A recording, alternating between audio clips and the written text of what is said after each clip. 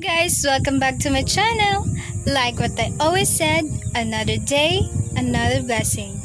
So for today's video, we will be talking about comparing economic system. What does it say or preach?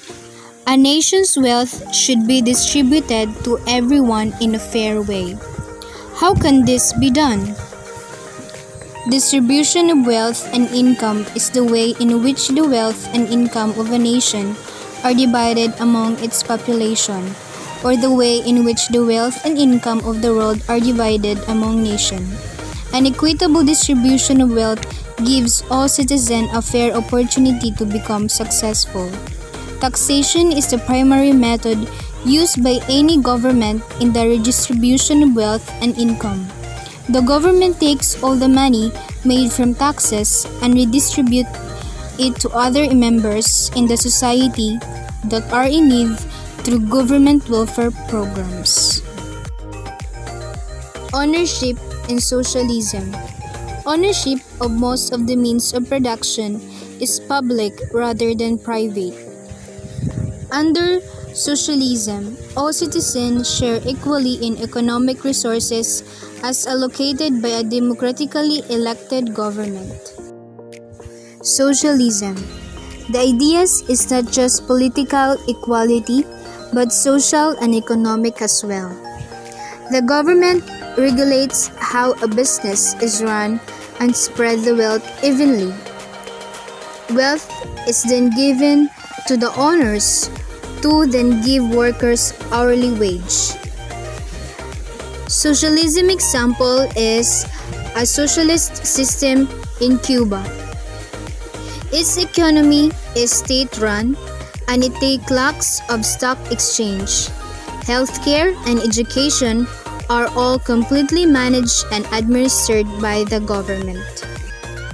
Next, democratic socialism. People have basic human rights, having some control over the government officials through free election. Having a socialist economy in which the means of production are socially and collectively owned or controlled alongside a democratic political system of government. Democratic socialists believe that both the economy and society should be run democratically to meet public needs, not to make profit for a few. To achieve more just society, many structures of our government and economy must be radically transformed through greater economic and social democracy. However, the government does own the basic means of production and makes most economic decisions. Now, let's proceed to the socialism strength. First, guaranteed minimum standard of living, which provides a minimum basic income for those who are employed, sick, or unable to work, maintains a basic living standard for the poorest in society, and helps to reduce poverty. Second, makes people more equal. A society which has equality of opportunity and limited inequality is likely to be more cohesive. If everyone feels they have a fair stake in society, it can help create more harmonious society where workers are committed to the success of the firm which they work. Third, workers enjoy full. Next, full employment. End of poverty. Production of geared toward use non-profit. And lastly, people have more control over their lives. Next, socialism weaknesses. First, complicate government. Second, robs human incentive. Third, too much government control. Fourth, individual freedom is secondary to state needs. Fifth, high taxation and redistribution of wealth. Population is divided between the bourgeois and proletariat. Bourgeois capitalists who own the means of production. Proletariat workers who produce the goods. Bourgeois, it plays a heroic role by revolutionizing industry and modernizing society. However, it also seeks to monopolize the benefit of this modernization by exploiting the povertyless proletariat and thereby creating revolutionary tensions. Proletariat, the lowest or one of the lowest economic and social classes in a society. They perform most of the work in the capitalist economies, but they have little or no control over their work lives or over the wealth that they produce. Karl Marx. He began to criticize capitalism.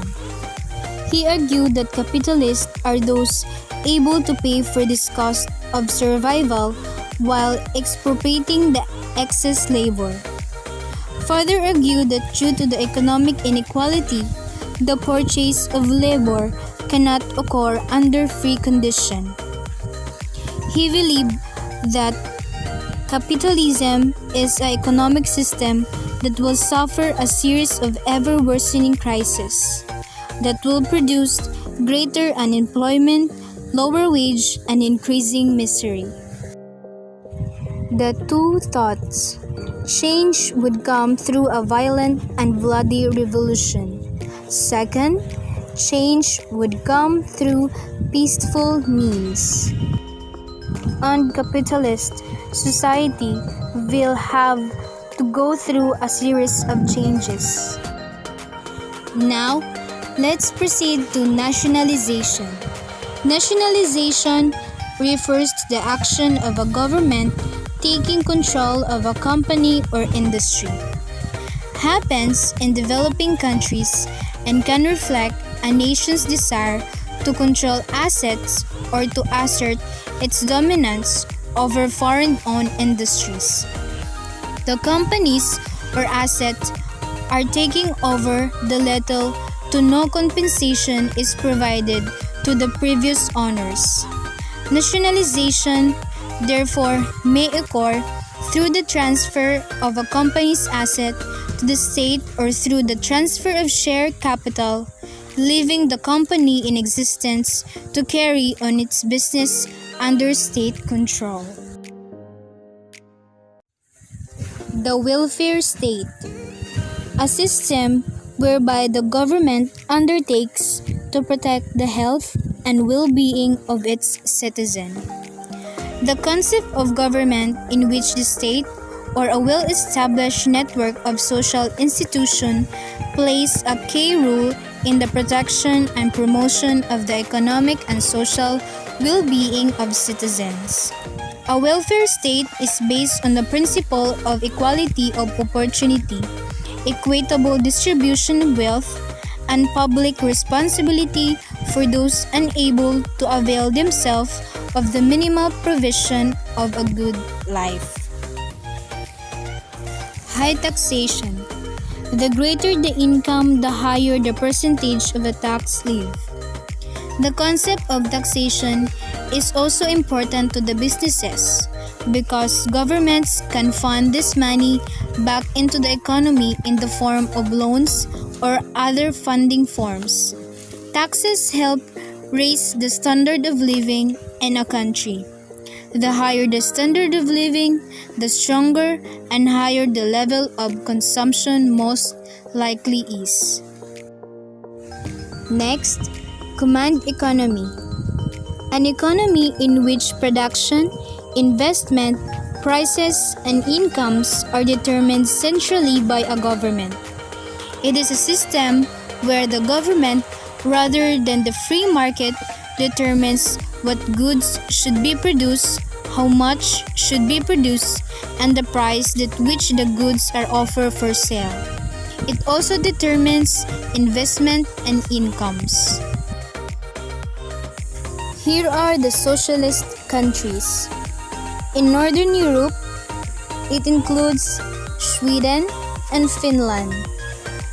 And also, a socialist country is France. And in some South America's countries, it includes Venezuela. Communism. It is a government owns all the property and is ruled by one party. Complete control over the economy. And in this system, no private property will exist. Communism aims to replace private property and a profit-based economy with public ownership and communal control of at least the major means of production and the natural resources of a society.